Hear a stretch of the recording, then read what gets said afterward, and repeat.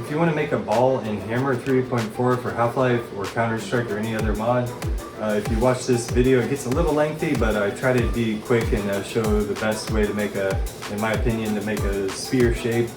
So you can make a ball like this one, or say you want to make some advanced geometry to make like a mushroom house, for example.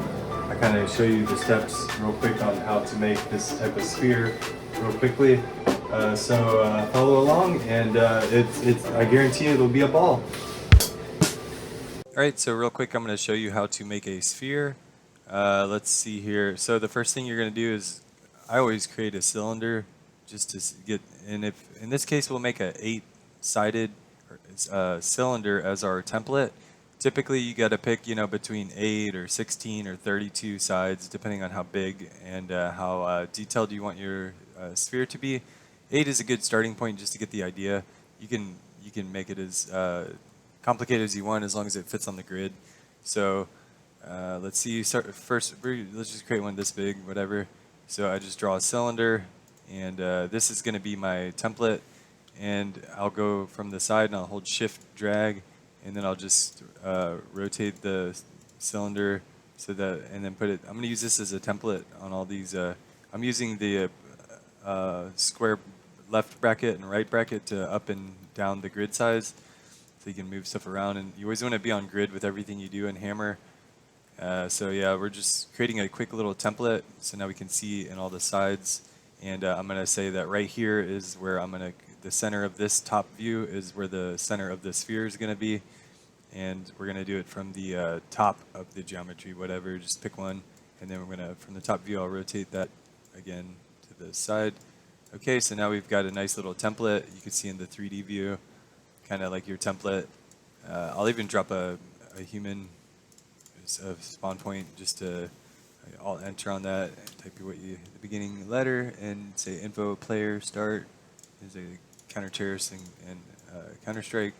So this is a pretty big sphere, but you get the idea. So now we can see what we're doing.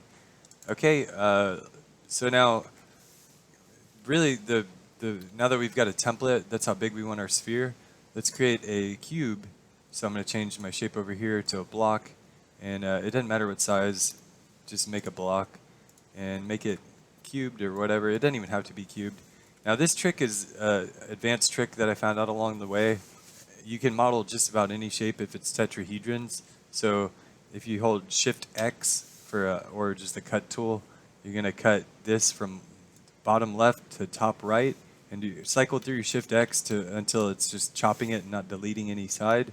And you're going to hit enter, and then you're going to do the same thing in all the viewports from the bottom left to the top right.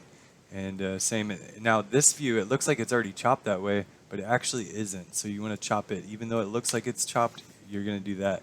And then what I like to do is Control G, so it's a group. Now when you select this, it's a group of 6 objects. Okay, so when you first look at it, it's like, oh, it's just a cube or whatever. But it's actually a bunch of tetrahedrons. So let's, if we hit ignore and we take this shape right here and take a look at it, you can see that's a tetrahedron. This means this type of shape, you can Shift V or vertex manipulate it, if it'll do it. And then you can grab all these vertices and move them however you like. So that's the benefit of using tetrahedrons, is you're not going to have any concave shapes or anything, or whatever. So yeah, this is the base geometry we're going to make this stuff with. And now I'm going to do in the top view, I'm going to bring, well, let me work the way I normally work. And so let's just, for now, I'm going to hide all this stuff. I'm just going to view, hide selected objects, and then I'm going to bring this thing over here. And let's drop the grid down, and let's just get this all snapped to the grids and stuff. So if we, now here's a weird thing too. I use this type of shape to make like all kinds of shapes and stuff, the cubed tetrahedron.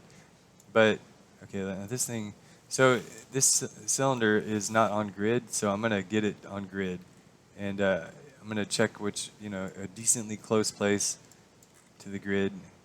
You just want to start on the grid with your templates. And then, okay, now we got this shape here. Now, I know I showed that whole thing, making the cube to start with, but for a sphere, actually, I'm going to ignore, I'm going to delete that little portion, so I just have a piece of pie. And now it's 3 objects, 3 tetrahedrons all together, making a kind of a triangle thing. And then let's shift V to get into vertex manipulate. And look, if I select on accident, it's just only going to pick one of the vertices. So you want to highlight like that, and it'll select all of them from the top view. And then, so there we have our stuff like that. And then looking from the top view, or the, you know what, I'm actually going to, let me remove this, and then I'm going to delete this template because it wasn't on grid. Just whatever saves time. And then, let's see. Yeah, I didn't really prepare for this thing. I just decided to film this morning, so bear with me here. I'm going to try to be quick, but, you know, it's kind of weird. If I haven't modeled a sphere in a minute, so, okay. Because once you model one, you can just copy and paste it all you like and change the shape of it. But, okay, so now, let's say the top over here is this portion of the sphere thing. And then, so right here is going to be where the sphere, this portion of the sphere ends or whatever, and then you're going to drag on top of that to make the next shape. And then, okay, so we've got this stuff, and now let's let's shift drag this up, and then just drag it down the size of it. And now we're gonna look at this shape and think about it, because we want, this is the top portion of this little pie shape from the top view of the sphere. We want this to triangulate up to this point here. So if we're looking at this geometry, we need to think about, I mean, there's a couple ways you could do it. You could just vertex manipulate both of these vertices to this center vertice, and then, but it's going to create some flat shapes that are hard to see. And that's actually the easiest way to do it, so I'll just show you that real quick. So you're going to drag like this point, and just, I'm using my arrow nudge keys to just drag it over here. And when I drag it there, it's going to say merge vertices, and you hit yes. You always want to hit yes on that. And sorry for the noise, it's so loud on there. My bad. I'm going to try to turn it down. Okay, so then again, we're going to do the same thing over here. We're going to grab this vertice right here, and then from the top view, I'm just going to hover my mouse over there and drag it back there. Now what's going to happen is you've got shapes in this thing that you cannot see right now. So if you do Alt P, it says no errors, but there are errors in this shape. There's 3 shapes, but you only need actually in this case, I think you might only need 1. Let's control ungroup it, and then look, see this shape, how flat it looks from all the sides? If we drag him out, he's totally flat. So this happens a lot when you do this technique. You'll run into this issue, so just delete those shapes. And then again, so there's our good tetrahedron that we need, and it's, let's see if we delete him, so Control Z, good. I guess, I don't know what's going on, whatever, just bear with me. Okay, we got that guy. Now let's edit, remove this to see our stuff. You could also unhide it by clicking next to it and saying apply, but it's quicker for me to do it this way sometimes. Now, okay, the next thing is we need to make, for our template, we want a circle that's as big as this guy up here. If you want to be more accurate, you could technically just drag this in, but what I'm going to do is, let's see here, I'm going to take this shape and I'm going to bring him up to here, and then we know that from, okay, we could do a little bit of math to see how much percentage we're going to scale this in, and then we'll use the Control M tool to scale this sphere, or I mean a cylinder, from the top view at a set percentage. So you can do point whatever in decimal form. So you can go scale, and then for the X's and the Y view, the Z will just do the up and down, so you don't need that, but the X and Y is going to bring it in from top view smaller. So let's take this shape, and let's just do a little extra work here. Typically I don't do this kind of stuff, but let's say, okay, we're going to drag this, and as we're dragging it on the bottom right of the screen, we see that it's 80 units big, right? So, I don't want to do it. Okay, so 80 units across from this portion to this portion, so that's 80 units, and 80 is 160. So we know that this thing is how big he is, 512. So 512 minus 160, 512 minus. Sorry, my OBS crashed or just turned off because I was using my numpad plus and minus as the record and stop recording thing, so I changed that. So anyways, because I was using the calculator and I hit minus and it turned off the recording and I finished the sphere. So anyways, I'll backtrack a little bit here. So now all we got to do is make a template for the circle up here to be able to drag these vertices to make it the sphere shape. So we're going to shift drag this piece up here. And then, like I was saying before, you can see that the whole cylinder is 512 units. And we know that from here to here, you can see on the bottom right of the screen when I drag it out, it's 80 units on the X. So 80 and 80 is 160, so we know that this shape needs to be 160 units smaller. Right now it's 512 units, so we're going to take, let's see again, 512 minus 160, so it needs to be 352 units big. So to get it 352 units big, you could just drag it that size, or you could do 352 divided by 512 is 0.6875. So take this number and remember it, 0.6875, and do Control M and then scale on 0.6875, 0.6875, and now you got the shape you need. You can double check that it's on all the vertices. If it's not, just or that it's on the grid, just drag it on grid. You always want your stuff. Everything you make in Hammer has to be on grid. I mean, technically it doesn't have to be, but then it's gonna look all crappy. So there you go, and it can cause issues. So now I just hit Shift V. And I'm going to vertex manipulate all this stuff and just go to the top view and just nudge it over, and then you can even drag it, whatever. And then there you go, you've got your, so that's one piece of the pie to your sphere. Now you can delete all your template stuff. I'm going to save it. And then let's take this, and from the top view I'm going to shift drag it over, and then I'm going to do Control L. That's going to mirror it on the, like horizontally. And a Control I would mirror it vertically. So we've got a Control L to mirror it that way. And then when I'm selecting, I'm holding Control to select. See if you can cycle through your selections and stuff. So let's select all this stuff. Another thing that's really good to know is if you want to cycle through selections, say I want to select this behind this. If you hold click on that, it'll cycle through all the stuff that's within your mouse cursor or whatever. So anyways, good to know. Just holding click on something, I'll do that. So I'm going to Control select these two and then shift drag them up, Control I to mirror it vertically, and then grab these two, and I'll group them together, and then I'll drag again and then rotate, and then put them right here. And there's your top half of the sphere. And then I'm just going to, well, let's see, actually, yeah, okay. Let's group this together, and then we'll just shift drag it from the side view and Control I to mirror it vertically. Boom, and you got a little sphere.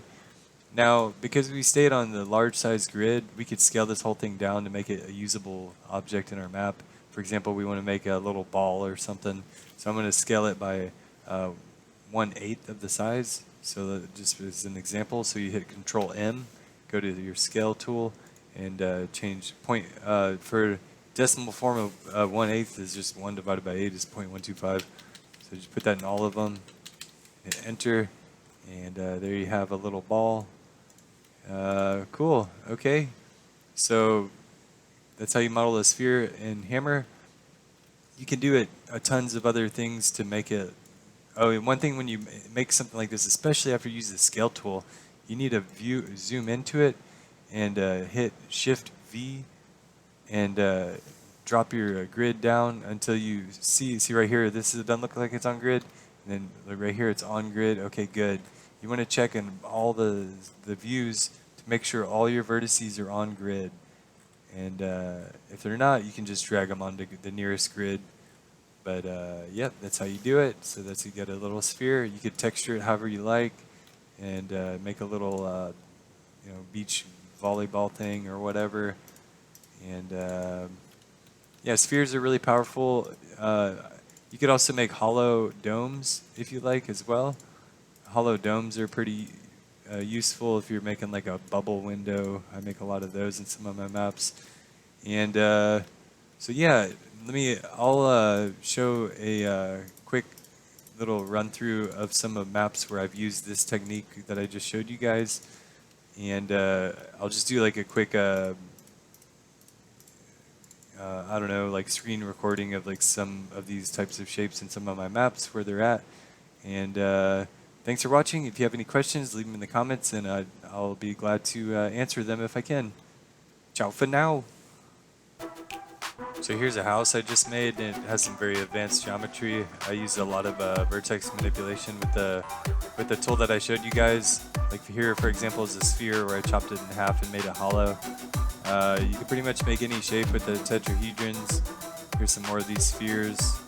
And let's see, the whole house is a sphere that got squished. And let's go in here. SV cheats through the wall. Here's like another example where I used a lot of these type of shapes to make basically a UFO thing. The sky's the limit. This map's called FI Believer. I just posted it on Game Minute if you want to check it out. Another beach ball. Make it into a funk pushable or something.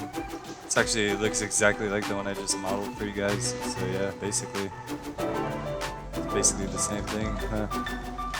Let's see what's on this boat. Let's go play on M3 servers Friday nights.